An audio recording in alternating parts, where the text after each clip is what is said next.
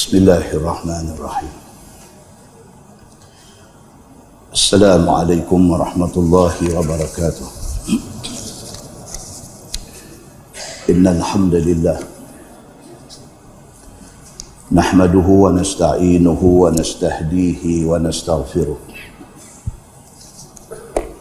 Wa na'udzu billahi min syururi anfusina wa min sayyiati a'malina. Man yahdihillahu fala mudilla lahu wa man yudlil fala hadiya lahu. Asyhadu an la ilaha illallah wahdahu la syarika lahu wa asyhadu anna Muhammadan abduhu wa rasuluh. Wa nusalli wa nusallim ala Sayyidina Muhammad wa ala alihi wa sahbihi ajma'in. Amma ba'd. Ayyuhal mu'minun, ittaqullah. Usikum wa iyaya bitaqwallah. Faqad fazal muttaqun. Muslimin dan muslimat, mudah-mudahan dirahmati Allah Subhanahu wa taala. Di dalam sebuah hadis an Abdullah bin Abbas radhiyallahu anhuma qala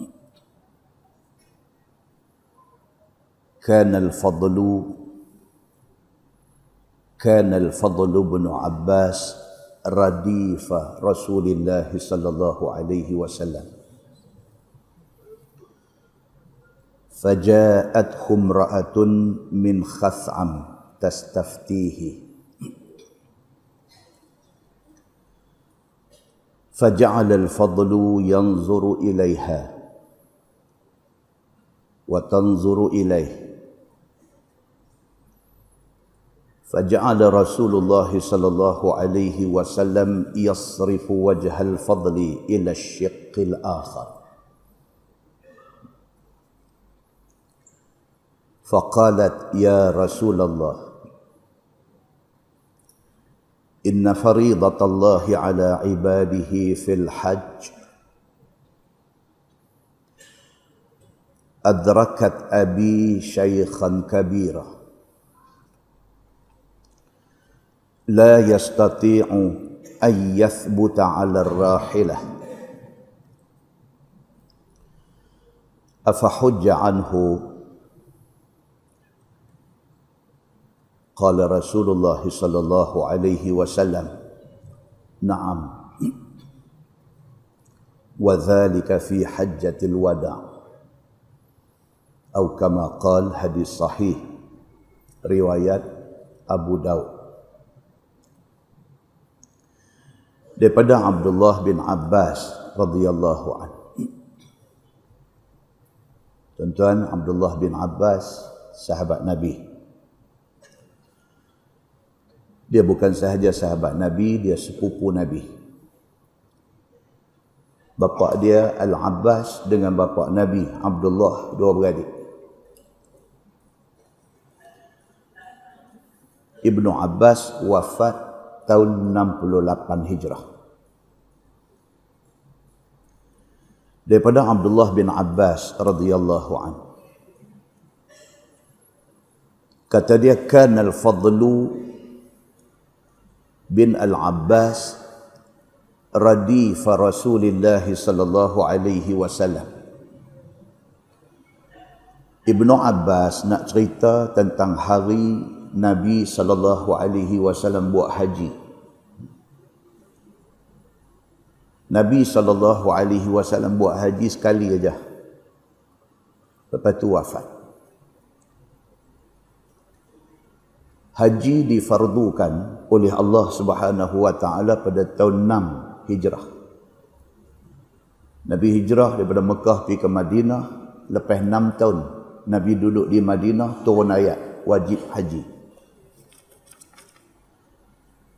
Nabi sallallahu alaihi wasallam tak pi dandan.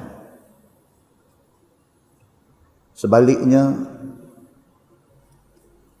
Kata Imam Nawawi rahimahullahu ta'ala, dia kata Nabi SAW buat haji sama ada tahun ke-9 ataupun tahun ke-10 Hijrah. Kata Imam Asy-Syafi'i rahimahullahu ta'ala, Imam Syafi'i kata haji difardukan oleh Allah tahun 6 Hijrah. Nabi buat haji tahun 10, kata Imam Asy-Syafi'i. Kata Imam Asy-Syafi'i, ada hikmah di sebalik itu. Walaupun turun ayat memfardukan haji pada tahun 6, Nabi pergi buat tahun ke-10 baru Nabi pergi buat. Hikmah dia ialah dia nak bagi tahu kata haji ni tak disuruh kita tergesa-gesa.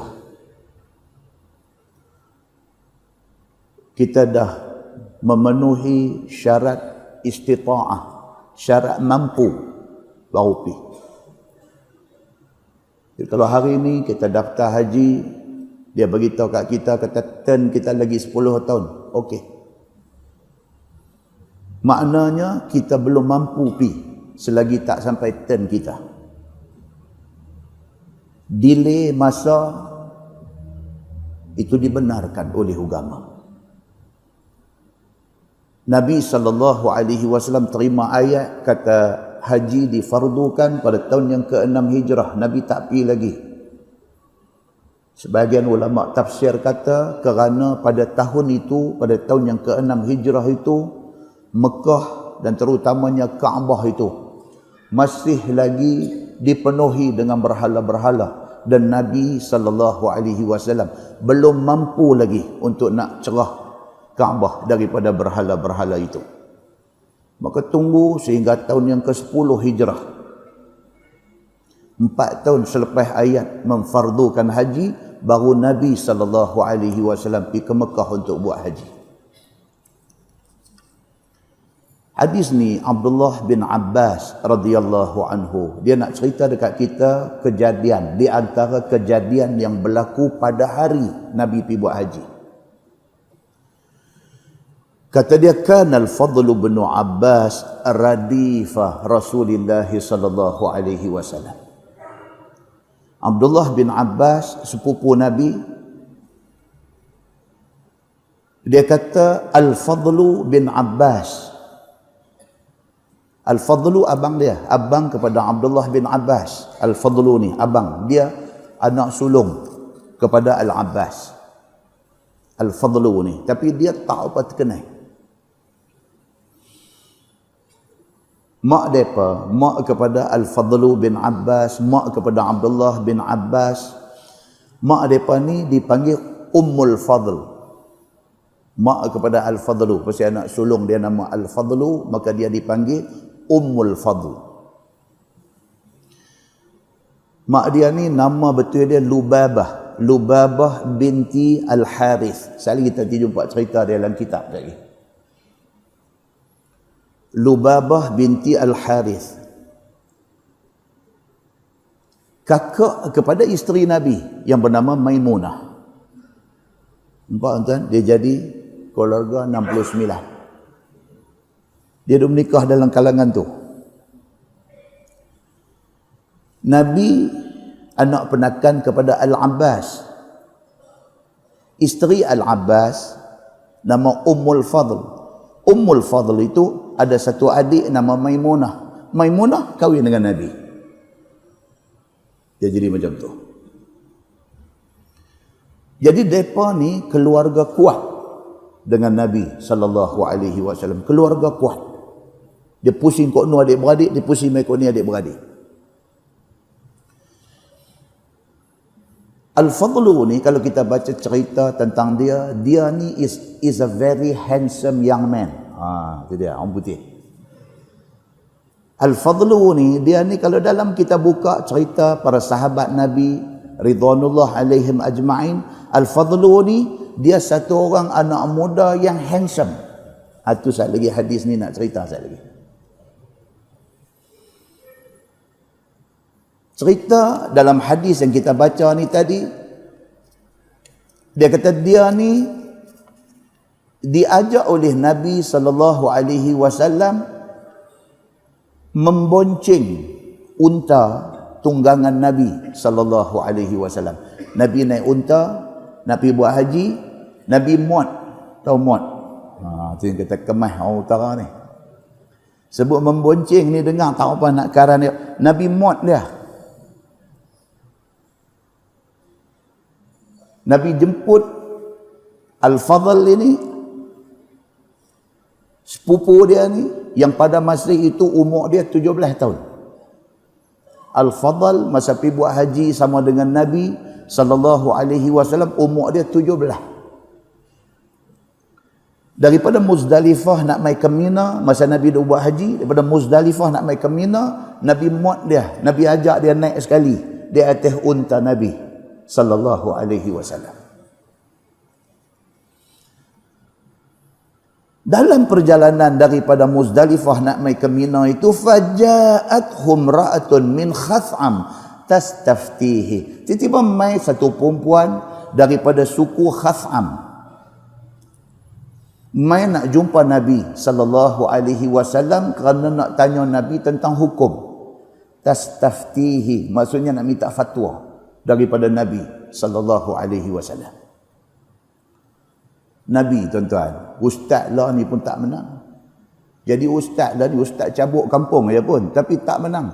Dengan orang telefon, dengan daripada message, dengan daripada teks, dengan daripada WhatsApp pula hari ni tak menang.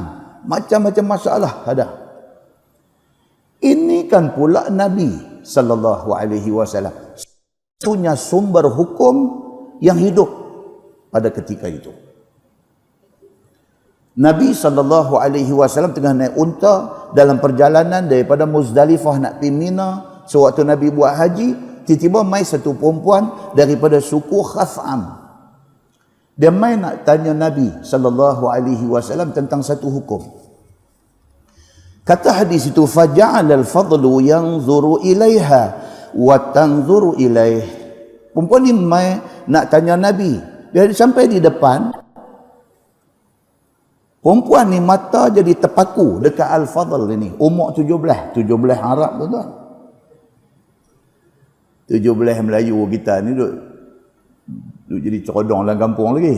17 Arab, dia dengan jambang semua tumbuh dah dengan badan 17 Arab. Bila perempuan ni mai nak tanya Nabi sallallahu alaihi wasallam, Al-Fadl duk ada di belakang unta Nabi. Dia sampai depan Nabi, mata dia duk tengok Al-Fadl. Dan Al-Fadl pun mata duk tengok perempuan ni. Nampak? Karan sudah spark. Hadis cerita macam tu. Faja'ala Rasulullah sallallahu alaihi wasallam yasrifu wajh al-Fadli ila syiqqil akhar.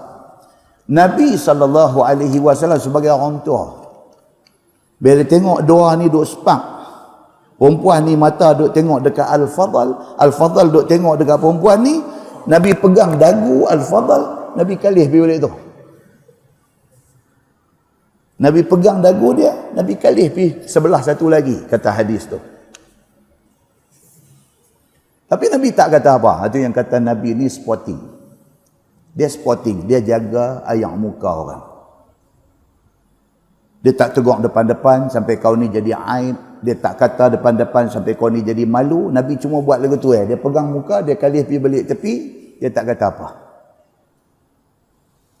Faqalat, perempuan ni pun kata dekat Nabi, dia kata, ya Rasulullah, inna faridatallahi ala ibadihi fil hajj. Adrakat abi syaikhan kabira la yastati'u an yathbuta 'ala ar-rahilah. Perempuan ni kata dekat Nabi, dia kata, ya Rasulullah, kefarduan haji mai ketika ayah saya ni tua sangat dah, nak duduk atas kenderaan pun tak boleh nak duduk tegak. Turun ayat fardukan ibadat haji. Dan tahun Nabi nak pergi buat haji itu, mai ketika bapa perempuan ni dah tua, dah uzur, dah tak larat dah. Tak larat ni sampai ke tahap, kalau duduk atas kenderaan pun tumbang. Hari ni kalau tuan-tuan nak pergi haji ataupun nak pergi umrah, nak bawa mak ataupun nak bawa ayah yang tua uzur, Kalau tabung haji tak tahu, dia luluskan juga pergi haji pun sampai di airport kena tahan. Airport kalau main naik wheelchair tak apa lagi. Tapi kalau atas wheelchair pun duduk terhelai lagu tu, dia suruh balik. Setidak-tidaknya duduk atas wheelchair tu boleh duduk steady. Kalau duduk melayah balik kanan, duduk melayah balik kiri, duduk nak tersungkong depan, dia tak pergi naik kapal terbang sebab dia tak mau masalah atas kapal terbang. Apa-apanya zaman Nabi SAW pun macam tu. Apabila imra'ah ataupun perempuan daripada suku Khas'am ini mai jumpa Nabi, dia kata, ya Rasulullah, ayat wajibkan haji turun, tapi bapa saya uzur sampai nak duduk atas rahilah, nak duduk atas kenderaan pun tak boleh, dia nak melayah jatuh. Afa hujja anhu, perempuan ni kata, boleh tak boleh kami buat haji untuk dia? Dia dah tak mampu dah dari segi kesihatan dia, dari segi kenderaan dia, dari segi kuat dia, dia tak boleh dah. Boleh tak boleh on behalf bagi pihak bapa yang tak mampu buat haji ini, kami tolong buat untuk dia. Boleh tak boleh haji dibuat oleh orang lain kalau sekiranya orang tu tak mampu nak buat? Qala Nabi sallallahu alaihi wasallam, na'am. Nabi kata boleh. Dalam syarah hadis dia bagi tahu boleh dibuat oleh orang lain dengan syarat orang tu dah buat haji. Kalau dia tak pernah buat haji lagi, dia pihak kali pertama nak buat untuk orang lain, tak boleh. Dia kena buat dah haji, baru dia boleh buat untuk mak dia, baru dia boleh buat untuk ayah dia, baru dia boleh buat untuk orang lain. Nabi SAW kata secara umumnya ibadat haji boleh dibuat oleh orang lain. Itu sebab dalam mazhab Hambali, dalam mazhab Ahmad bin Hanbal, dia kata nas, setiap ibadah mesti ada nas, dan dalam hal ibadah tidak boleh qiyas. Mazhab Hambali. Bila kita baca hadis ni kata, oh haji boleh orang lain buat untuk dia. Maknanya semayang boleh ya? Tak boleh. Kalau nak tolong buat semayang untuk orang ni, kena ada nas. Untuk haji, okey. Pasal apa? Pasal hadis ni untuk haji. Kita tidak boleh guna nas untuk haji dipakai ke ibadat lain. Tak boleh. Itu mengikut pendapat Imam Ahmad bin Hanbal. Setiap ibadah mesti ada nas. Itu metodologi hukum dalam mazhab Hambali. Imam Hambali, dia nak mengistimbatkan hukum, itu kaedah dia. Baik. Kata Ibnu Abbas, dia kata wadzalika fi hajjatil wada'. Hadis ini berlaku ketika haji wada', iaitu haji last sebelum wafat Nabi sallallahu alaihi wasallam. Muslimin dan muslimat yang dirahmati Allah sekalian, yang kata Al-Fadl bin Al-Abbas ini, dia ni tak begitu popular. Pasal apa? Pasal dia wafat, dia meninggal awal. Dia meninggal pada tahun 18 Hijrah, umur 25. Umur 25 dia meninggal. Sebab kewafatan dia khilaf di kalangan ulama-ulama hadis dan ulama sejarah. Khilaf. Yang masyhur kata dia kena ta'un, dia kena penyakit berjangkit dan dia meninggal pada umur 25. Oleh kerana itu, dia tak dan nak riwayat banyak hadis. Dia cuma dan meriwayatkan 24 hadis sahaja daripada Nabi SAW. Dan waktu dia meninggal, anak seorang. Anak seorang, anak perempuan, nama dia Ummu Kalthum. Seorang. Dan budak ni lahir ketika Nabi SAW masih hidup. Hadis yang berikutnya saya nak baca juga berkaitan dengan Al-Fadl bin Al-Abbas ini. Dalam sebuah hadis riwayat daripada Sulaiman bin Amru bin Al-Ahwas radhiyallahu anhu. Kata dia, an ummih, daripada mak dia. Mak dia nama Ummu Jundah, mak dia sahabat Nabi. Dia tabi'in, dia tak ada jumpa Nabi. Kata mak dia, ra'aitu Rasulullah sallallahu alaihi wasallam yarmil jamrah min batnil wadi. Mak dia kata, dia tengok Nabi SAW sewaktu buat haji, Nabi melontak jamrah daripada tengah lembah. Bila jamrah tu, jamratul ula, jamratul wusta, jamratul aqabah, Nabi melontak daripada tengah kawasan lapang ni. Nabi melontak daripada situ, wa huwa rakib, dalam keadaan Nabi berkenderaan. Nabi melontak daripada atas unta dia. Nabi lontak jamrah. Yukabbiru ma'a kulli hasah. Tiap-tiap lontaran itu disusuli dengan takbir. Bismillahi Allahu Akbar. Bismillahi Allahu Akbar. Bismillahi Allahu Akbar. Tuan-tuan nampak? Itu sebab kita pergi haji, tiap-tiap kali melontar, kita bertakbir. Bismillahi Allahu Akbar. Pasal apa tu? Pasal ada hadis cerita buat macam tu. Ibadat ni dia tak kira sama ada ibadat haji ataupun semayang ataupun apa sahaja. Ibadat ni dia mesti strictly ikut Nabi sallallahu alaihi wasallam. Tidak boleh reka-reka. Pasal apa? Pasal Nabi kata sallu kama raaitumuni usalli. Hampa semayang macam hampa tengok aku semayang. Khudhu anni manasikakum. Ambil daripada aku ibadat haji kamu.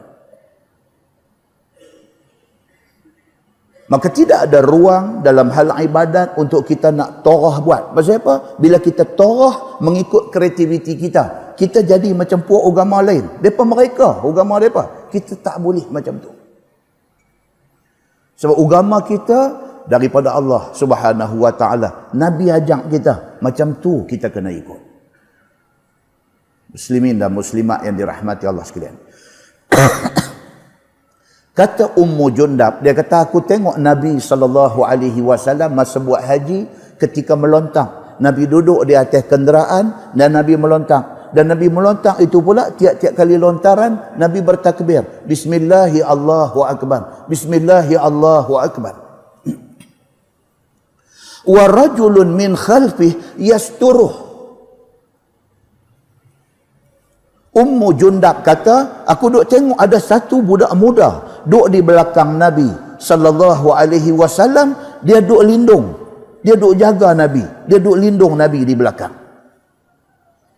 Hari ni kalau kita pergi buat haji, kita pergi dengan isteri kita. Bila isteri nak melontar, suami jaga kat belakang. Pasal apa? Pasal suasana di tempat melontar tu zahmah. Berebut-rebut, bertolak-tolak. Jadi kerana suami ni abang sado, orang perempuan ni satu orang perempuan yang lemah, maka tanggungjawab suami kena bawa ni isteri ni. Bila nak melontar ni, kalau keadaan nampak sesak, nampak zahmah, suami pergi selesai dulu. Lepas tu suami keluar mai, ambil isteri bawa masuk, bagi isteri pula melontar. Itu sebab tabung haji dia suruh jemaah Malaysia melontar malam, pasal nak mengelak kelam kabut ni. Kelam kabut ni bukan berlaku lah, berlaku daripada zaman Nabi sallallahu alaihi wasallam. Saat kita tengok hujung hadis ni, Ummu Jundab dia kata, aku tengok Nabi sallallahu alaihi wasallam duk melontar daripada atas kenderaan. Tiap-tiap kali lontar Nabi kata Bismillahi Allahu Akbar. Bismillahi Allahu Akbar. Belakang Nabi ada satu laki-laki, dia duk jaga Nabi. Siapa dia ni? Al-Fadl ni, yang Nabi Muhammad dia duduk di belakang unta Nabi sallallahu alaihi wasallam ini. Fasa'altu 'anil rajul. Ummu Jundab ni duduk tengok, dia tanya orang dekat sebelah dia. Dia kata, siapa tu laki-laki yang duduk belakang Nabi tu? Siapa dia tu macam bodyguard Nabi ni? Siapa dia ni? Faqalu Al-Fadl bin Al-Abbas. Dia faham dekat Ummu Jundab, dia kata itulah Al-Fadl bin Al-Abbas, itu sepupu Nabi sallallahu alaihi wasallam. Kata Ummu Jundab, wazdahman nas. Dia kata pada waktu itu, pada waktu duk melontar tu, wazdahman nas, muzdahimah bahasa Arab. Maksudnya zahmah, dalam bahasa pasar ni dia sebut zahmah. Keadaan orang yang duk ada di tempat melontar tu muzdahimah, sesak. Hang tolak aku tolak hang. Dia jadi macam tu. Faqala an-nabiy sallallahu alaihi wasallam, ya ayyuhan nas, la yaqtul ba'dukum ba'da. Nabi sallallahu alaihi wasallam bila dia tengok keadaan ni, rayuh rendah, hang duk tolak aku duk tolak hang kerana nak melontak ni, Nabi kata daripada atas unta Nabi. Nabi kata, ya ayyuhan nas. Nabi kata, wahai manusia semua, la yaqtul ba'dukum ba'da. Nabi kata, nak buat ibadat, jangan sampai hampa sama hampa nak berbunuh. Nabi SAW, tuan-tuan, dia jenis orang baik, dia jenis orang bagus. Dia lemah bila tengok orang kalang kabut ni. Nabi tak suka. Nabi tengah duduk semayang, dengar orang main lambat, lari masuk masjid nak semayang, bu lari. Nabi habis semayang, Nabi tanya, siapa tadi yang lari tadi? Nampak tuan-tuan? Nabi dia tak suka kelam kabut, dia tak suka jenis kelam kabut dalam ibadah ni. Nabi tak suka. Nabi kata, takat mana dan, takat tu buat. Hak tak dan, tambah sat lagi. Kan Nabi katalah hadis dia, Nabi kata, al-ijlatu minasyaitan. Kelang kabut, gopoh-gapoh ini kerja syaitan, Nabi kata.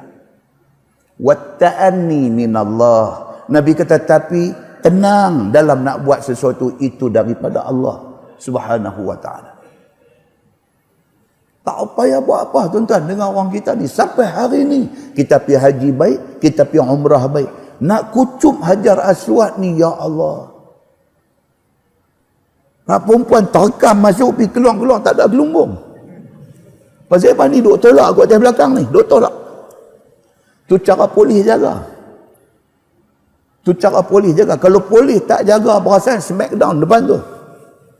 Pasal nak kucup, sedangkan kucup Hajar Aswad ni sunat. Tapi dia nak buat benda sunat tu, dia pergi buat benda haram. Menyakitkan saudara seagama itu haram. Dia sanggup buat benda haram kerana nak buat sunat ni. Muslimin dan muslimat yang dirahmati Allah sekalian.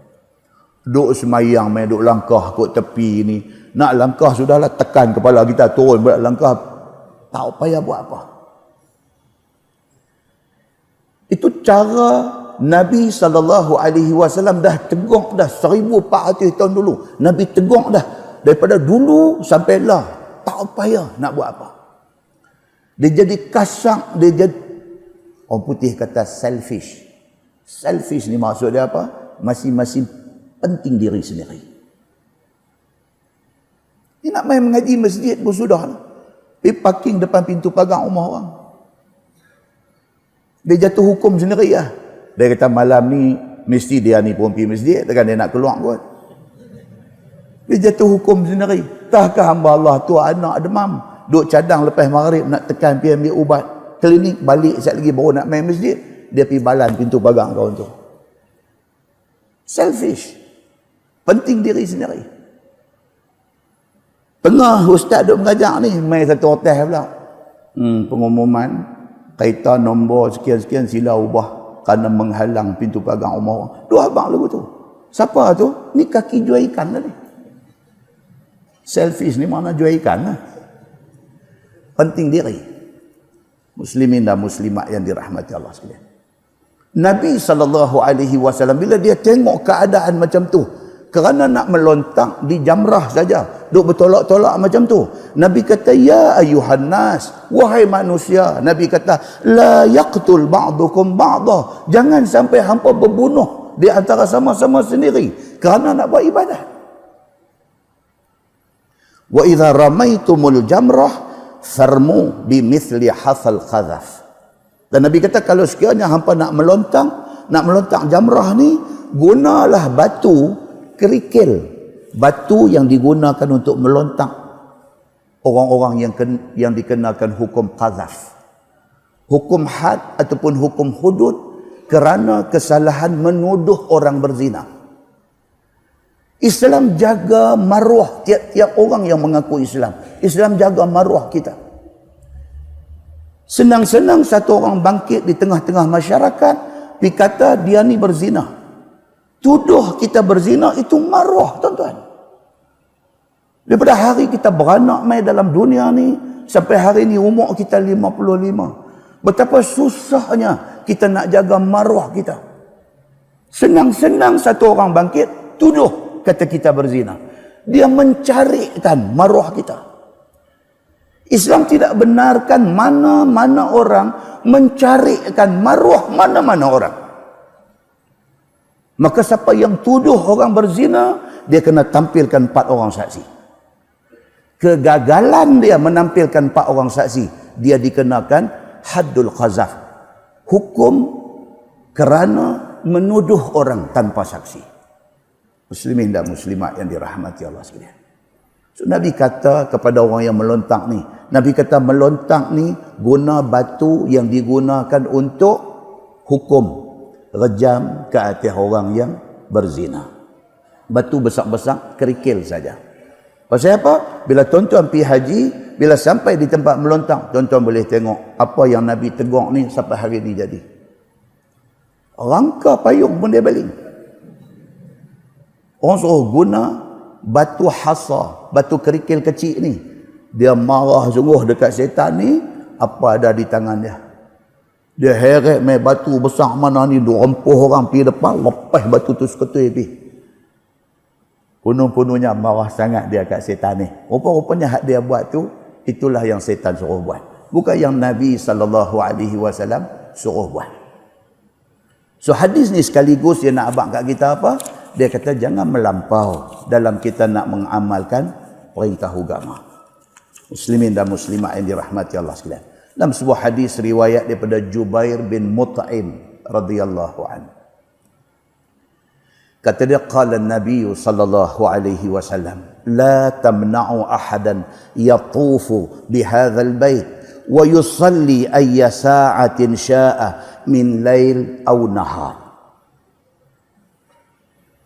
Qala al-Fadl, inna Rasulullah sallallahu alaihi wasallam qala, ya bani abdi manaf la tamna'u ahadan.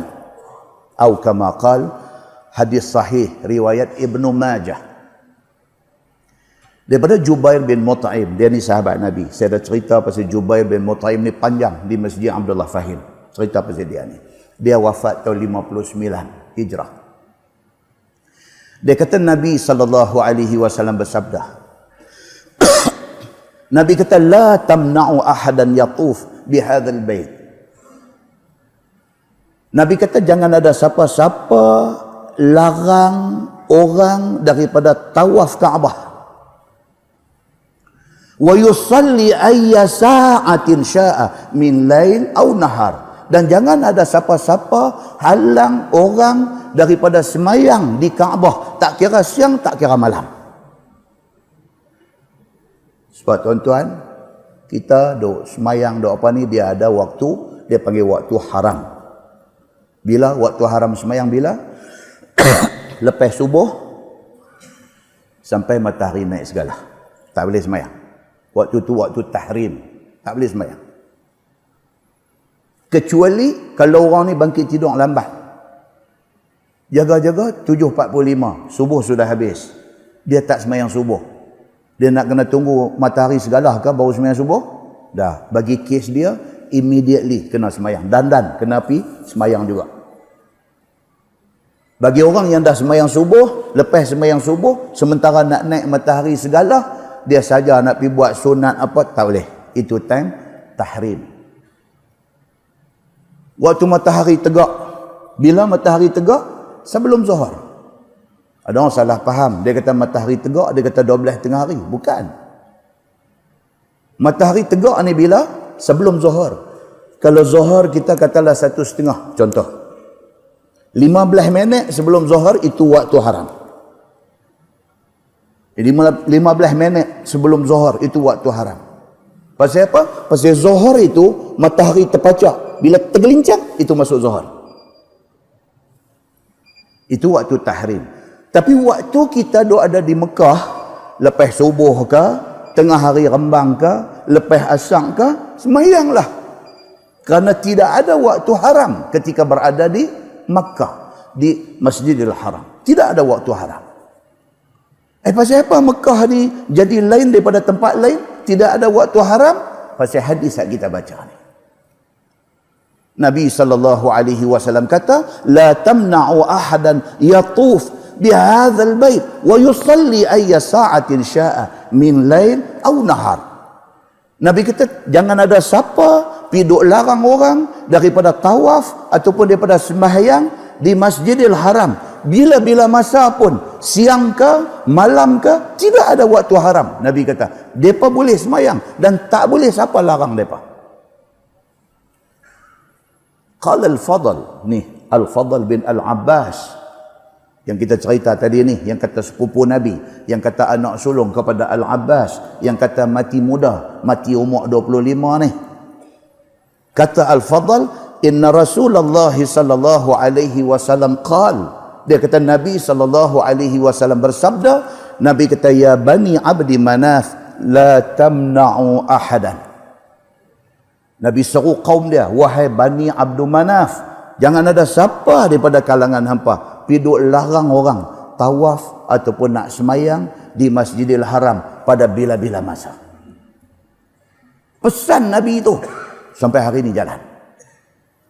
Tidak akan ada siapa yang berani menghalang orang daripada tawaf dan daripada semayang pada bila-bila masa di Kaabah. Macam mana Nabi SAW pesan supaya kunci Kaabah ni bagi kepada keturunan ni Bani Syaibah ni, macam itulah sampai hari ini keturunan dia pegang kunci itu. Muslimin dan muslimat yang dirahmati Allah sekalian. Dan hadis akhir, istimewanya Al-Fadl bin Al-Abbas ini dalam sebuah hadis riwayat daripada Amir radhiyallahu anhu, kata dia, ghassala Rasulullah sallallahu alaihi wasallam Aliyun wal Fadlu wa Usama bin Zaid wa hum adkhaluhu qabrah. Qal haddathana Marhab atau Abu Marhab annahum adkhalu ma'ahum Abdurrahman ibn Auf. Falamma faragha Aliyun qal innama yali rajul ahluh. Atau kama qal, hadis sahih riwayat Abu Daud. Daripada Amir, dia ni nama Amir bin Sarahin, nama betul dia. Dia tabi'in, dia bukan sahabat Nabi, dia tabi'in. Dia kata yang memandikan mayat Nabi sallallahu alaihi wasallam ialah 3 orang. Dia kata Nabi sallallahu alaihi wasallam apabila dia wafat, jenazah Nabi itu dimandikan oleh 3 orang. Siapa dia? Aliyun, Sayyidina Ali bin Abi Talib. Siapa dia? Al-Fadl. Kita duk baca 4 hadis dah ni, dia ada sangkutlah hadis tu. Al-Fadl, sepupu Nabi, dia juga terpilih untuk memandikan jasad Nabi sallallahu alaihi wasallam yang mulia itu. Dan yang ketiga, Usamah bin Zaid bin Harithah. Siapa Usamah bin Zaid, tuan-tuan? Anak angkat Nabi. Bapa dia Zaid bin Harithah pun anak angkat Nabi. Nabi lantik, Nabi pilih Zaid bin Harithah jadi anak angkat. Bila Zaid bin Harithah dapat anak, Nabi ambil pula anak dia Usamah bin Zaid. Nabi kata, ni pun anak angkat aku. Dua-dua beranak, Nabi jadikan anak angkat dia. 3 orang ni pangku jenazah Nabi sallallahu alaihi wasallam ketika memandikan jenazah Nabi sallallahu alaihi wasallam. Sayyidina Ali, Al-Fadl anak kepada Al-Abbas, dan juga Zaid anak kepada Zaid, iaitu Usamah bin Zaid bin Harithah. Dia memandikan Nabi. Summa adkhaluhu qabrah, sampailah kepada nak masuk dalam kubur. Depa 3 orang duduk ada dalam kubur sambut. 3 ni sambut jenazah Nabi, letak di dalam lahat. Qala, kata Amir rawi hadis ini, dia kata haddatsana Marhab, dia kata Marhab habaq kat kami, annahum adkhalu ma'ahum Abdurrahman ibn Auf. Dia kata no, waktu dalam kubur ada seorang lagi ditambah. 3 orang duduk ada dalam, Sayyidina Ali, Al-Fadl, dengan Usamah bin Zaid. Tambah seorang lagi. Siapa dia? Abdurrahman bin Auf radhiyallahu an. 4 orang duduk ada dalam liang sambut jenazah Nabi sallallahu alaihi wasallam, letak dalam liang.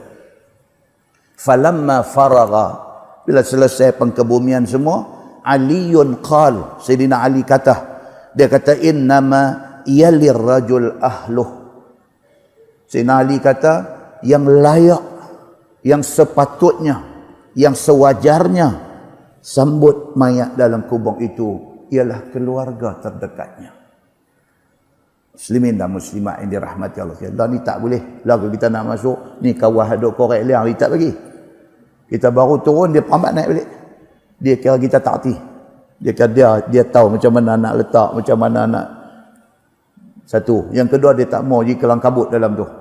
Jadi anak-anak ni nak turun, dia perambat naik. Tapi Sayyidina Ali kata apa? Hak paling patut turun dalam kubur sambut ni ialah keluarga terdekat. Pasal apa? Pasal keluarga terdekat sayangnya kepada si mati sudah tentu lebih-lebih lagi.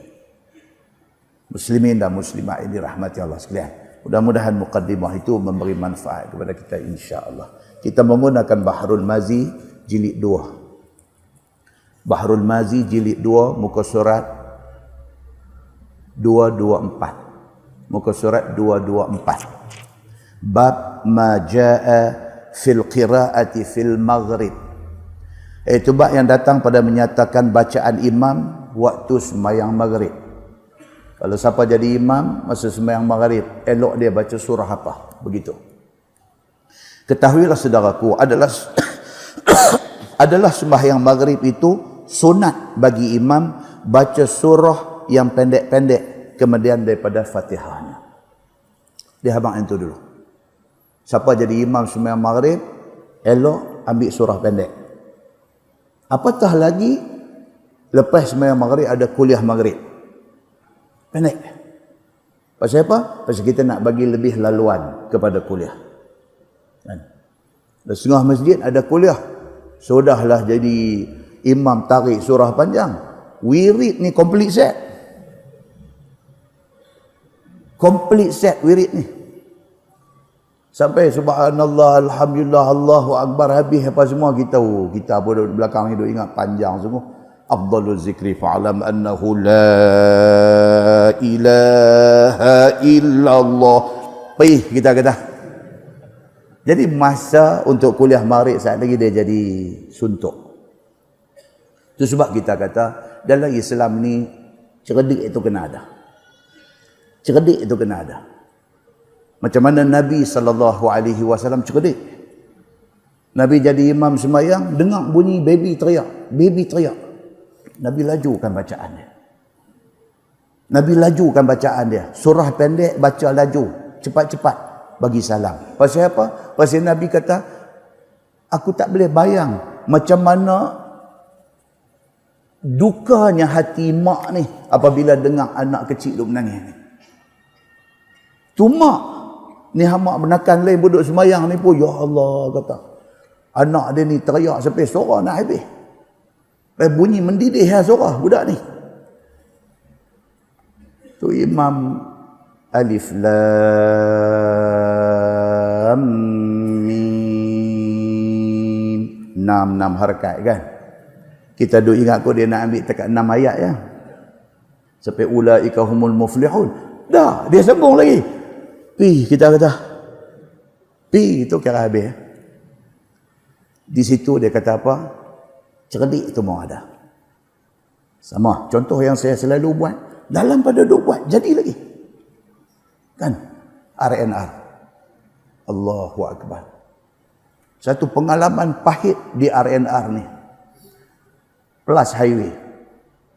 Berapa puluh biji, berapa ratus biji kereta ni duk merembah ni. Daripada Penang nak balik ke KL ni, duk merembah. Singgah Bukit Merah nak sembahyang maghrib. Bagus punya syekh ni jadi imam. Baca surah panjang. Yang duk queue di luar tu nak masuk sembahyang ni tak tahu berapa ramai orang ni. Duk tunggu. Maki ni tak tahu berapa kilo dah. Berapa tan punya maki dah duk bagi. Dia habis semayang dengan bacaan dia cukup lendik baca. Lendik tu baca di rumah lah, jangan baca di R&R. R&R ni baca, jangan salah, bagi betul tapi cepat. Orang nak guna tempat tu, nak semayang. Bagi salam, Assalamualaikum warahmatullahi, Assalamualaikum warahmatullahi, Astaghfirullahalazim, Astaghfirullahalazim. Sunnah, itu sunnah. Tapi jangan sampai buat punah orang. Wirid pula. Padan dengan hadut sah pertama pun tak bangkit juga. Beradu tunggu je hadut wirid, tunggu sampai doa pun nak bangkit keluar. Bunyi luar bunyi. Buta perut baria dia lah. Ambil. Orang rushing, masa maghrib pula pendek, orang nak pergi perjalanan jauh. Janganlah. Cerdik tu kena ada. Aware dengan keadaan keliling kita. Dan itulah yang diajak oleh Nabi sallallahu alaihi wasallam. Cuba kita baca. Dia kata adalah sembahyang maghrib itu sunat bagi imam baca surah yang pendek kemudian daripada Fatihah seperti mana tersebut dalam masalah yang lepas. Dan ada pula Nabi sallallahu alaihi wasallam sembahyang maghrib dengan baca surah panjang. Ada hadis cerita Nabi biasa. Bukan amalan Nabi, tapi Nabi biasa sembahyang maghrib baca panjang. Biasa, maksudnya apa? Nak abang kata, boleh dalam keadaan tertentu. Boleh sembahyang maghrib baca surah panjang, tapi dalam keadaan tertentu. Maksudnya apa? Maksudnya dalam keadaan kita tahu jemaah hak duk sembahyang tu tak ada kalu apa. Masjid nak jenis tepi main road, masjid nak jenis dekat dengan highway, jangan. Sebab banyak orang singgah semayang. Tapi kalau masjid kita, dua ada adalah hutan rimba mana memang tak ada lah orang luar nak pergi singgah semayang, tak ada. Hak mai tu memang duduk pulang kampung tu. Panjang sikit tak apalah. Sebelum qamat tadi pun balik tengok semua geng, semua gitu. Semua geng. Tak ada siapa orang luar. Panjang sikit tak apalah. Tapi kalau masjid tepi jalan tak boleh. Sebab hari-hari akan ada orang yang musafir singgah semayang. Tak boleh baca panjang. Ada hadis kata Nabi semayang maghrib baca panjang. Tapi dalam keadaan yang tertentu. Dan Nabi buat tu bukan amalan. Tapi Nabi nak bagi tahu kata boleh baca panjang. Melihat kepada keadaan yang ada. Baik. Seperti yang dikeluarkan oleh Imam At-Tirmizi. Kata dia Ani bin Abbasin. An Ummil Fadl radhiyallahu anha qalat kharaja ilaina Rasulullah sallallahu alaihi wasallam wa huwa asibun ra'sahu fi maradih. Itu dia tuan-tuan. Diriwayatkan daripada Abdullah bin Abbas yang dia mengambil hadis ni daripada mak dia yang dipanggil Ummul Fadl. Dia keluar balik nama Al-Fadl yang kita baca dalam muqaddimah tadi. Abdullah bin Abbas dia ambil hadis ni pada mak dia. Mak dia Ummul Fadl ataupun nama batang tubuhnya ialah Lubabah binti Al-Harith. Itu nama betul dia.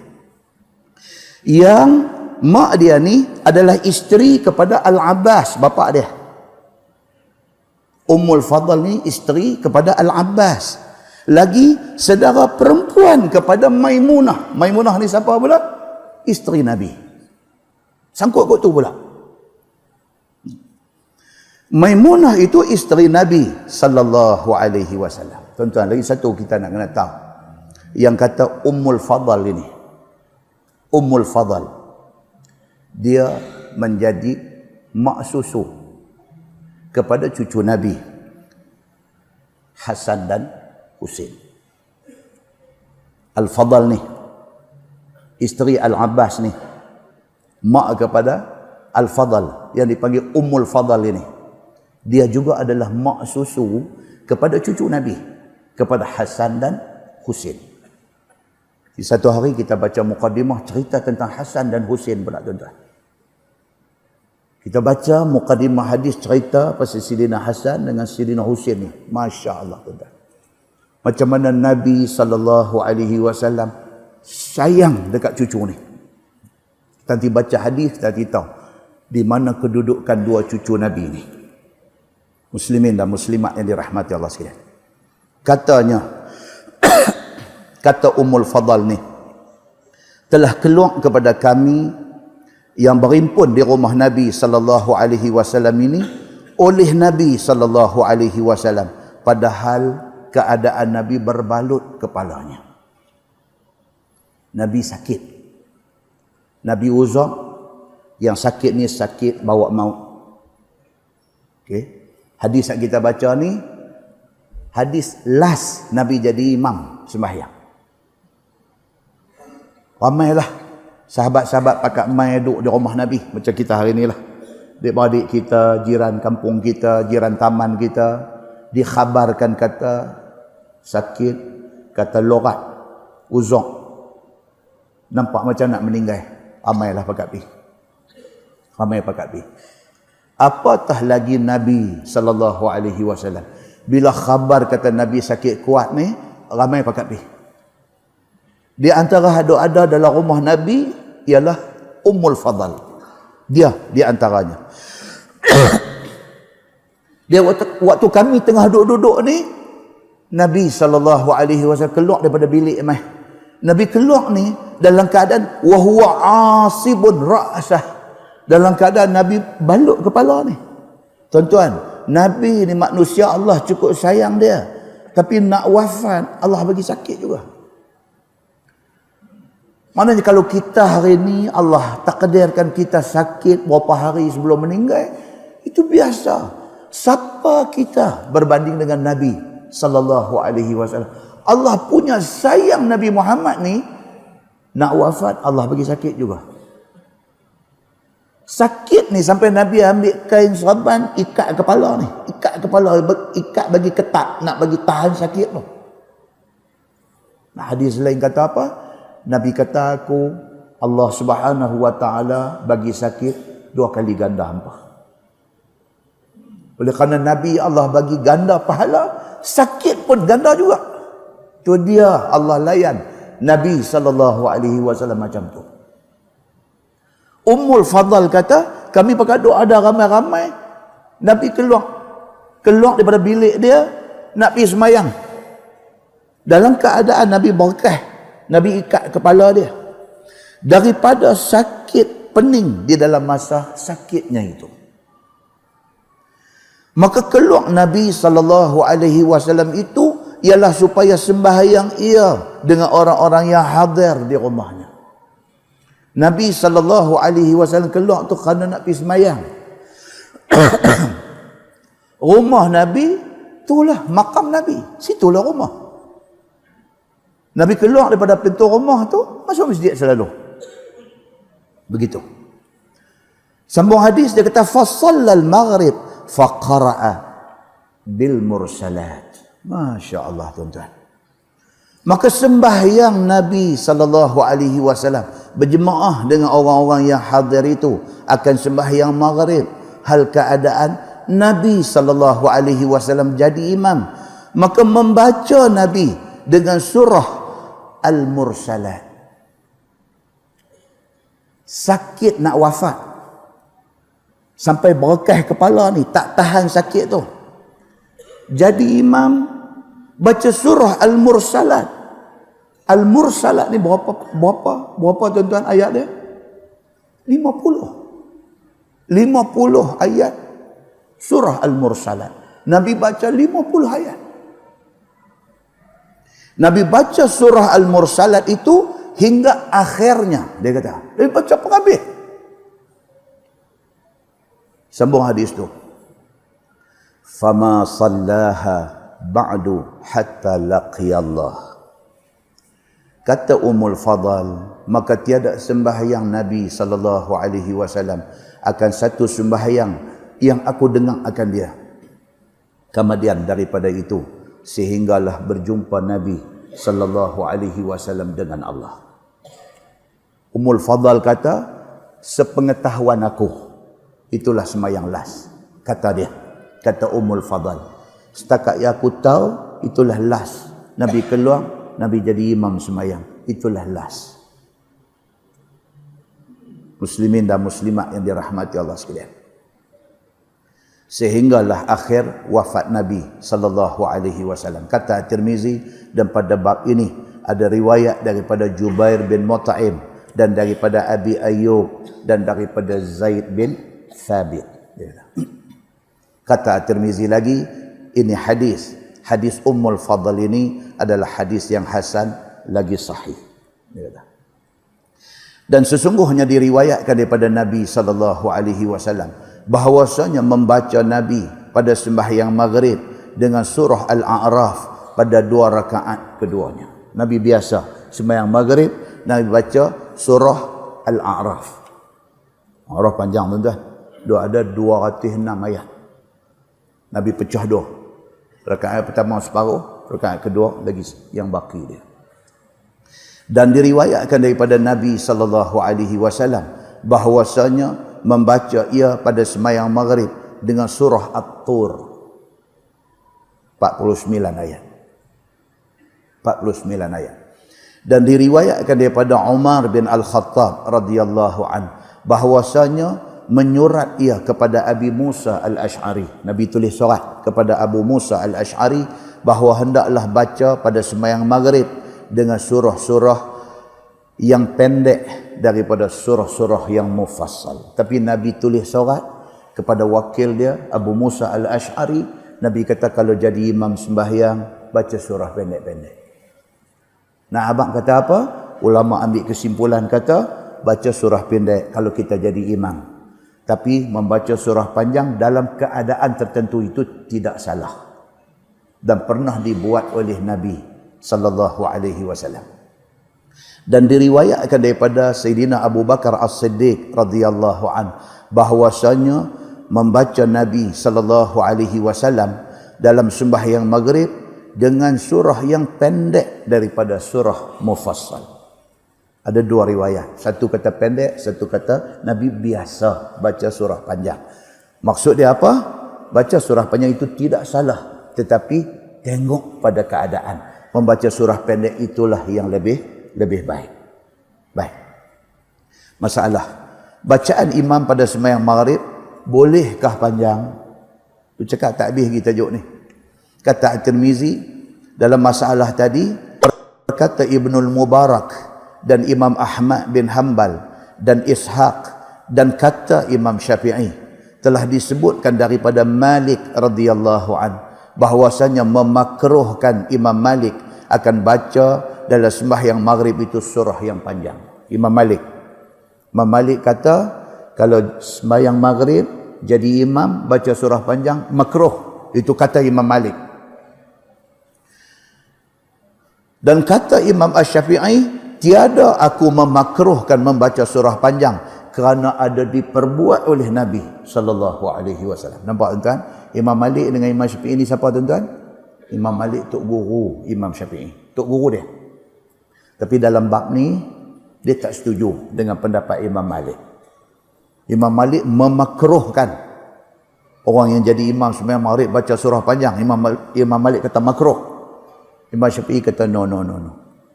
Aku tak gamak nak kata makruh sebab ada hadis kata Nabi biasa baca surah panjang. Aku tak gamak kata makruh. Cuma Imam Syafi'i kata apa? Imam kena cerdik, yang tu ya. Tapi nak memakruhkan perbuatan Nabi, Imam Syafi'i kata dia tak mau kata, dia kata begitu. Bahkan aku suka bahawa dibaca surah panjang pada sembahyang maghrib dalam keadaan tertentu. Dia kata, pasal apa dia kata aku suka? Pasal Nabi buat. Tak boleh, tak berani nak kata aku tak suka sebab benda tu Nabi buat dan dicatatkan dalam hadis. Muslimin dan muslimat yang dirahmati Allah sekalian. Kata ulama, adalah amal Nabi sallallahu alaihi wasallam pada waktu maghrib itu membaca surah panjang begini kerana memberitahu harus membaca surah panjang. Ulama ambil kesimpulan. Dia kata Nabi biasa sembahyang maghrib jadi imam baca panjang. Pasal apa? Bukan amalan Nabi, bukan hari-hari, tapi sekadar nak abang kata tak salah. Tetapi yang masyhur dikata ulama dipendekkan bacaan pada maghrib. Tapi kebiasaan Nabi dia baca surah pendek. Kerana ialah yang sentiasa diperbuat oleh Nabi sallallahu alaihi wasallam. Biasanya Nabi baca surah pendek. Dan Nabi membuat bacaan panjang itu kerana nak bagi tahu bahawa harus kalau sekiranya baca panjang. Okey. Baik, tajuk baru dia kata bab al-qiraah fi salatil Isya. Bab bacaan dalam sembahyang Isya yang akhir. Dia sebut dua. So, dalam hadis ni bila dia sebut salatul Isya, dia jadi dua maksud. Boleh jadi maghrib, boleh jadi Isya betul. Jadi dipanggil maghrib itu dengan nama Isya awal. Dipanggil Isya betul ni dipanggil Isya akhir. Kalau Isya dalam ain tu baca baris atas, dia jadi lain terus makna dia. Kalau Isya ain baris bawah Isya, dia jadi sembahyang Isya. Kalau ain baca baris atas Isya, dia jadi apa? Makan malam. Supper. So jangan salah baris. Okey. Baik, so dia kata bab bacaan dalam sembahyang Isya yang akhir. Ketahuilah saudaraku, bermula Isya itu terbahagi kepada dua. Pertamanya Isya awal dan keduanya Isya akhir, dia kata. Maka Isya awal itu maghrib. Bila kita baca-baca dia sebut Isya awal, jangan duk ingat Isya itu maghrib, dia panggil Isya awal, dia kata. Dan Isya yang akhir itu itulah sembahyang Isya yang sebenarnya, yakni selepas sembahyang maghrib, sembahyang Isya. Begitu. Maka bagi Isya itu ada bacaan yang diamalkan oleh Nabi sallallahu alaihi wasallam masa mengerjakan sembahyangnya. Sebagaimana yang dikeluarkan oleh Imam At-Tirmizi. Kata dia an Buraidah qal kana Rasulullah sallallahu alaihi wasallam yaqra fil Isya'il akhirah bisyamsi wa duhaha wa nahwiha minas suwar. Diriwayatkan daripada Buraidah radhiyallahu anhu. Buraidah ni sahabat Nabi, tuan-tuan. Nama dia Buraidah bin Hasib bin Abdullah. Itu nama betul dia. Dia lebih dikenali dengan nama Abu Sahal. Buraidah ni lebih dikenali dengan nama Abu Sahlin, Abu Sahal. Dia wafat tahun 63. Tahun 63 Hijrah. Diriwayatkan daripada Buraidah radhiyallahu anhu. Kata dia adalah Nabi sallallahu alaihi wasallam membaca ia pada sembahyang Isya yang akhir dengan surah wasyamsi wadduhaha. Nabi jadi imam sembahyang Isya, Nabi baca wasyamsi wadduhaha. Begitu. Dan seumpama daripada segala surahnya. Maksudnya panjang ke pendek? Tak panjang, tak pendek. Wasyamsi wadduhaha ni tak panjang, tak pendek. Kalau inna a'tayna tu pendek. Kalau al-a'raf panjang sangat. Wasyamsi wadduhaha, orang putih kata just nice. Just nice. Dengar imam pula baca, Masya Allah, sedap kan? Habis dah. Wasyamsi wadduhaha. Dia boleh menyebabkan makmum jadi ketagih nak main sembahyang. Kalau imam baca sedap lah. Kalau imam baca tak sedap, pendek ke panjang ke, dia semak perut, ni Allah Ta'ala yang tahu. Muslimin dan muslimat yang dirahmati Allah sekalian. So, dia kata di sini Nabi sallallahu alaihi wasallam baca wasyamsi wadduhaha. Kata At-Tirmizi, dan pada bab ini ada riwayat daripada Al-Bara bin Azib. Dan bermula hadis Buraidah itu hadis yang hasan. Sebagai ulama kata sahih. Dan sesungguhnya diriwayatkan Nabi sallallahu alaihi wasallam bahwasanya membaca ia pada sembahyang Isya yang akhir dengan wattini wazzaitun. Itu surah-surah favorite Nabi. Nabi suka. Sembahyang Isya, wasyamsi wadduhaha, wattini wazzaitun, itu surah Nabi suka baca waktu sembahyang Isya. Begitu. Dan kadang-kadang imam hafaz Quran. Kan? Bila dia naik jadi imam, dia duk main wattin, dia duk main wadduha, lagu tu aja. Makmum hak duk main sembahyang ni ada, hak jenis mulut capui ni pun ada. Kan? Pemain habang pula dekat satu ustaz lain pula duk mengajar masjid tu. Kata ustaz, tegur sikit ni dah. Pasal apa pula? Kata imam hafaz Quran. Okey. Takat nak baca watin kami pun boleh. Ada ya. Jadi makmum ni macam-macam tu kan. Dia kata takat nak main watin, nak main wadduha ni, dia kata kami hak tak hafal Quran pun boleh. Hampa ni dia kata dah hafal Quran, bacalah ayat-ayat hak karan sikit. Satu dia kata ni depa duk sembang kat luar ni kata. Siapa sembang? Ni lah ada ramai-ramai ni. Depa kata imam cak ayam kata. Allahu akbar, tuan-tuan. Yang kata orang kita ni capui. Kan? Janganlah kata macam tu. Pasal apa? Pasal Nabi SAW pun. Kalau imam masjid tu hafaz Quran, Nabi SAW ni bukan kata Al-Hafiz. Dia Nabi. Tapi ada waktu Nabi baca wasyamsi wadduhaha. Ada waktu Nabi baca wattini wazaitun. Ada waktu Nabi baca wal mursalat. Tengoklah macam mana. Muslimin dan muslimat yang dirahmati Allah sekalian. Jadi kalau imam baca apa pun tak apa. Tapi kalau selalu watin pun tak syok jugalah. Kan? Tukar-tukarlah sama. Muslimin dan muslimat yang dirahmati Allah sekalian. Dia kata dan sesungguhnya diriwayatkan Nabi SAW bahawasanya pada sembahyang Isyak yang akhir Nabi biasa baca wattini wazaitun.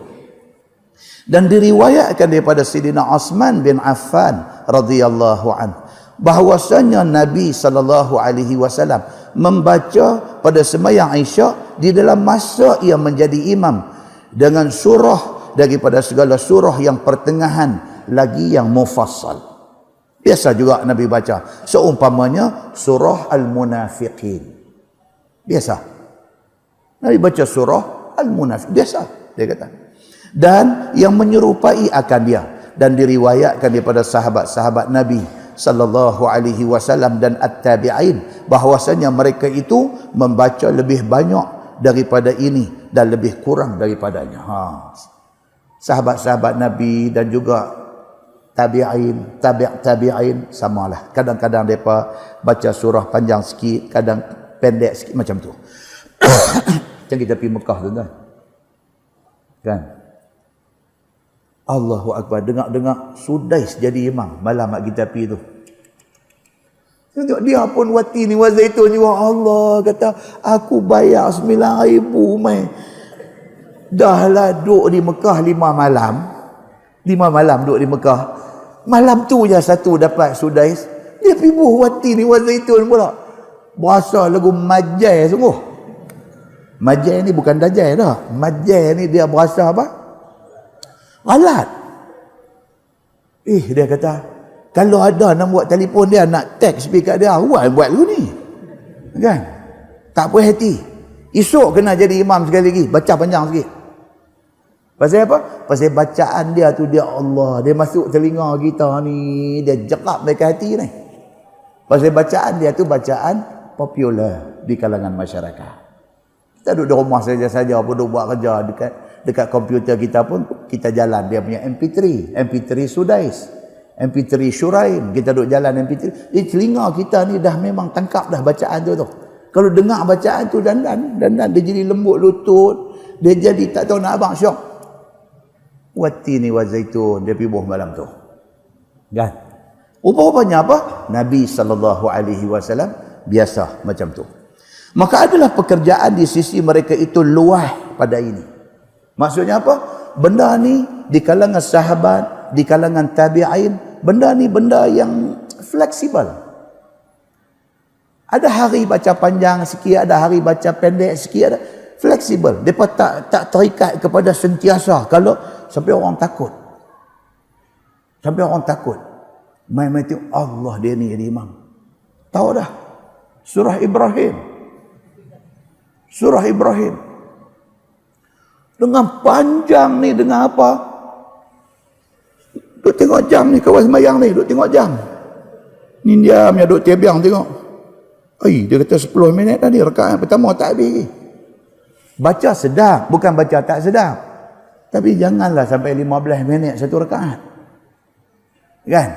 Ni, hadut sembahyang ni, bukan semua kejap. Hak kepiah longgak pun ramai lagi. Hak kepiah longgak ni janganlah bagi lagu tu kat dia. Dia takut tak main dah. Jadi, imam ni kena cerdik sikit. Kena cerdik sikit. Muslimin dan muslimat yang dirahmati Allah sekalian. So, Dia kata di kalangan sahabat dan tabi'in dan sebagainya, biasa bagi mereka ni macam tu. Bagi mereka hal ni adalah perkara yang luas, maksudnya fleksibel. Dan lebih elok sesuatu pada yang demikian itu. Barang yang diriwayatkan daripada Nabi sallallahu alaihi wasallam, bahwasanya membaca Nabi sallallahu alaihi wasallam dengan wasyamsi wadduhaha, dengan wattini wazaitun. Surah ni memang tak ada siapa nak marah apa. Wasyamsi wadduhaha, panjang sangat pun tak, pendek sangat pun tak. Just nice. Mai rakaat kedua, wattini wazaitun pun cantik. Jadi semua bagi salam senyum. Assalamualaikum senyum. Assalamualaikum senyum. Puas hati. Panjang sangat pun dia boleh jadi heran. Pendek sangat pun ada orang dia tak puas hati. Ambil yang pertengahan. Dia kata. Nah, wallahu alam. Lepas ni kita masuk bab fil qiraah khalfal imam. Lepas ni kita akan masuk satu tajuk. Tajuk ni panjang sikit. So kita baca dalam kuliah yang akan datang. Bab fil qiraah khalfal imam. Cerita dia apa? Dia nak bincang esok ni. Kita jadi makmum ni. Satu, kita nak kena baca Fatihah ke tak? Itu satu. Kita sembahyang Isya, tu imam takbir Allahu Akbar. Habis dia baca doa iftitah, dia baca Fatihah. Lepas habis Fatihah, dia baca surah. Masa dia baca surah, kita nak baca Fatihah tak? Tu, perbincangan yang pertama. Dan dia akan mai kat kita pendapat di kalangan ulama. Siapa ulama yang kata kena baca dan apa hadis yang dia pegang? Siapa ulama yang kata tak kena baca, apa hadis yang dia pegang? Kita akan tengok. Dan bila kita tengok ni, kita dapat keluasan. Dia kata, keluasan ni maksudnya apa? Kita faham. Oh, rupanya benda ni di kalangan ulama mazhab berbeza pendapat. So, kita mazhab Syafi'i, Imam Syafi'i kata kena baca Fatihah, kita baca lah.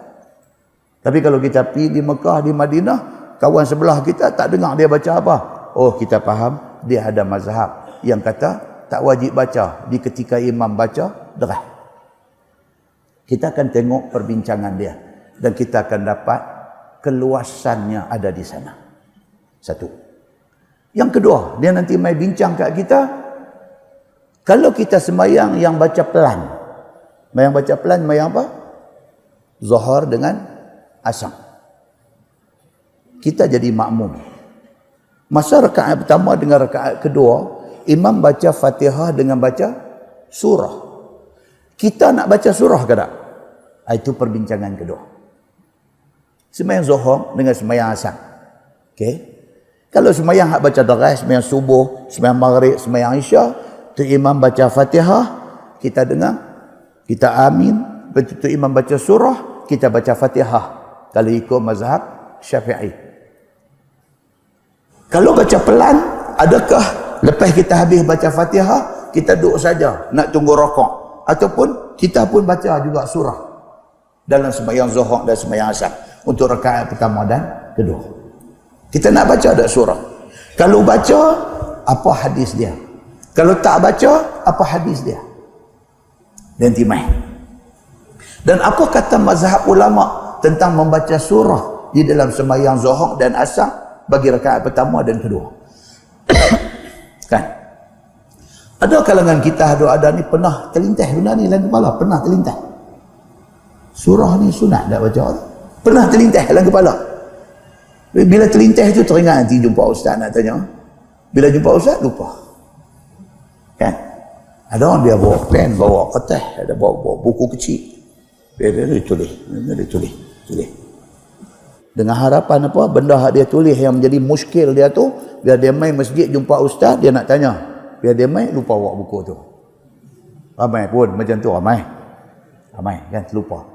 Tapi jumpa juga ustaz nak tanya satu. Dia pun tanya satu. Lepas tu habislah satu, kita pun dah bagi jawapan. Dia kata, saya sebenarnya ada banyak nak tanya. Saya ada tulis dalam buku, tapi buku tinggal. Dia bawa tu kat kita. Kita tak alhamdulillah. Pasal apa? Saya boleh balik awal. Kalau tidak ada jawab ambil soalan pun boleh balik lambat. Kan? Bawa pun jawab, tak bawa pun alhamdulillah. Kan? Pasal apa? kita daripada buka mata sampai nak pejam mata lena. Macam-macam benda. Kadang-kadang duk main dalam kepala kita ni. Yang kita nak jawapan yang pasti. Baru ni kuliah saya di Masjid Jitra. Baca tajuk apa? Al-Hijamah. Bekam. So dalam perbincangan kitab yang kita baca tu dia bagi detail. Mula-mula dia nak bagi tahu bekam ni sunnah Nabi ke tak? Yang tu satu. Dia bawa main hadis. Kita tak pernah dengar pun ada. Hadis sahih. Masa Isra' dan Mi'raj, Nabi duk melepasi lapis-lapis langit sebelum sampai ke Sidratil Muntaha. Malaikat duk jaga pintu langit ni. Bila ditanya siapa, Jibril kata, aku Jibril. Dia kata, siapa mai sekali dengar hang? Jibril kata, Muhammad. Oh, malaikat jaga langit ni kata, Muhammad dah dilantik jadi Nabi ke tak lagi? Jibril kata, sudah. Tu hak tu kita selalu duk dengar. Bila mai bulan Rejab ya, yang ni mai cerita tidur dengar tiap malam. Ada satu lagi rupanya, malaikat ni pesan kepada Nabi SAW. Juga daripada hadis yang sahih. Tapi kita tak rajin dengar, pasal kita tak rajin mengaji. Apa dia? Malaikat pesan dekat Nabi Muhammad. Dia kata, Muhammad, hang balik ke sana esok ni, balik ke dunia esok ni, jangan lupa pesan dekat umat hang supaya berbekam. Kita baca hadis riwayat At-Tirmizi dan hadis itu sahih. Maknanya bekam itu dituntut. Okey, settle bab tu. Dia mai pula bekam ni nak buat berapa hari bulan. Dia mai pula hadis cerita bekam ni disuruh oleh Nabi SAW buat pada 17, 19, 21 hari bulan. Dia mai pula hadis lagi. Mai bagi tahu pula 17, 19, 21 tu pula hari apa pula dia kata. Dia beritahu hari-hari apa dan dia suruh elakkan hari-hari apa. Suruh elakkan hari-hari apa. Dalam ramai-ramai yang dengar ni, ada pitanya ustaz lain pula. Kan pitanya ustaz lain. Biasa, hari ni biasa itu entah. Tanya ustaz lain pula. Dia kata, okey, bekam ni sunnah Nabi. Tapi menentukan hari dan waktu nak berbekam ni sunnah juga kah? Kan? Ada ustaz ditanya pula jawab, kata itu tidak sabit daripada hadis. Unggah Ustaz Samsuri. Kan? Sedangkan hadis yang kita baca itu adalah hadis hasan. Hadis hasan. Okey? Baik, ceritanya tuan-tuan, ilmu hadis ni sangat kompleks. Kadang-kadang satu hadis tu matan dia sama, tetapi status hadis dia berbeza. Pasal apa status berbeza? Pasal hadis yang diriwayatkan dengan matan yang sama tu diriwayatkan oleh rawi yang berbeza. Hadis ni rawi semua thiqah, maka status dia sahih ataupun hasan. Hadis ni sama juga matan dia, tetapi diriwayatkan oleh salah seorang rawi dia bermasalah, maka hadis itu turun darjah. Kadang-kadang satu ustaz dia baca hadis yang dia baca itu hadis yang disahkan hasan oleh ulama hadis. Ustaz yang ditanya tu pula, dia pembacaan dia pula, dia pergi baca hadis yang diriwayatkan oleh hadis yang kata di antara rawinya ni bermasalah, maka hadis itu tidak sabit, dia kata. Nampak belaga? Walhal hadis ni kadang-kadang tuan-tuan diriwayatkan oleh rawi yang berbagai-bagai dengan matan yang sama. So saya pesan pada diri saya dan saya pesan kepada kawan-kawan ustaz semua, be careful bila nak respon kepada soalan orang. Jangan cepat-cepat mendhaifkan hadis. Jangan cepat-cepat meletakkan hadis itu pada status bawah. Kerana ada banyak ulama hadis dan masing-masing dengan penilaian masing-masing. Muslimin dan muslimat yang dirahmati Allah sekalian. Hadis tu dia kata apa? Elakkan hari-hari. Bukan dia kata haram. Dia suruh elakkan. Maksudnya kalau pergi buat juga pada hari yang dia suruh elak tu, adakah jadi berdosa? Tak berdosa. Cumanya apa dia? Kurang afdal. Dia macam tu. Kan macam saya selalu buat contoh apa dia? Budak pergi sekolah. Sekolah buat peraturan, suruh sembahyang zuhur baru balik. Lepas sembahyang zuhur baru boleh balik. Sekolah mana pun ada budak nakal, dia belah balik, dia tak sembahyang zuhur. Pengawas ambil nama, esok bagi kat cikgu disiplin. Cikgu disiplin panggil mai, bawa pergi dekat guru haiwan pelajar. Guru haiwan pelajar ni pula cengih sikit, nak sebat budak yang tuang balik tak sembahyang zuhur ni. Dia kata hang perangai, dia kata tak macam perangai orang Islam. Contoh, saya dah bawa 10 kali dah contoh ni. Cikgu penolong kanan haiwan murid ni kata perangai hang tak macam perangai orang Islam. Cikgu tu kata lagu tu. Dia balik abak kat pak dia, cikgu tu mengkafirkan dia. Cikgu ni kata perangai tak macam orang Islam. Orang Islam kalau orang suruh sembahyang, alhamdulillah sembahyang. Hang ni orang suruh sembahyang lari balik, perangai tak macam perangai orang Islam. Dia pergi habaq kat pak dia, cikgu ni mengkafirkan saya. Pak dengar-dengar, ada juga cikgu duk kafir orang tu, cari golok perak terekam pergi sekolah. Nampak tuan-tuan? Lain yang disebut, lain cara penyampaian dia. Be careful. Muslimin dan muslimat yang dirahmati Allah sekalian. So tajuk yang akan datang ni dia nak main cerita macam ni. Cerita tentang orang yang baca, makmum baca di belakang imam. Adakah dia dituntut baca Fatihah juga? Dia jadi makmum? Satu. Yang kedua, bagi sembahyang yang baca pelan ni, Zuhur Asar ni, lepas dia baca Fatihah, adakah dia disuruh untuk membaca surah? Dan yang ketiga, dia nak bincang di sini, boleh tak boleh kita jadi makmum baca punya terah? Duduk saf yang ketiga, tu imam boleh dengar dia duk baca. Ar-Rahmanir Rahim, Nir-Rahim. Oh, dia baru belajar tajwid. Jadi dia nak tangkap betul itu. Kalau Ar-Rahman pun dah ulang banyak kali, waladhdallin lagi ya, tak tahulah. Dia nak himpun dot tu. Tak jadi. Waladzallin bunyi gitu. Hang raplah seorang hang sudahlah. Jangan bagi orang lain ratah. Maknanya dia jadi makmum, dia pergi baca derah sampai mengganggu makmum lain. Juga masuk dalam perbincangan yang akan datang. Dia akan masuk dalam perbincangan yang akan datang insya-Allah. Dan kita akan tengok apa respon Nabi kepada orang yang baca derah ni. Apa respon Nabi? Akan ada di dalam hadis yang akan datang insya-Allah.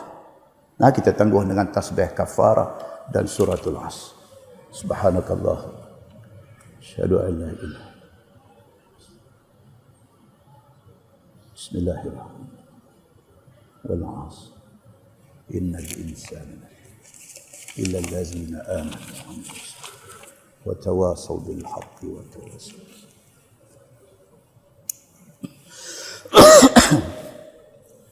اللهم صل على محمد في الأولين والآخرين وسلم رضي الله تبارك وتعالى عن ساداتنا أصحاب سيدنا رسول الله أجمعين. بسم الله الرحمن الرحيم. الحمد لله رب العالمين حمدا يوافي نعمه ويكافئ مزيده. يا ربنا لك الحمد كما ينبغي لجلال وجهك الكريم وعظيم سلطانك. رضينا بالله ربا وبالإسلام دينا وبمحمد نبيا ورسولا. اللهم افتح علينا فتوح العارفين وارزقنا فهم النبيين بجاه خاتم المرسلين. اللهم فقهنا في الدين وعلمنا التأويل واهدنا صراطك المستقيم. اللهم أرنا الحق حقا وارزقنا اتباعه وأرنا الباطل باطلا وارزقنا اجتنابه. اللهم اجعل جمعنا جمعا مرحوما وتفرقنا من بعده تفرقا معصوما. وصلى الله على محمد وعلى آله وصحبه وسلم والحمد لله رب العالمين. السلام عليكم.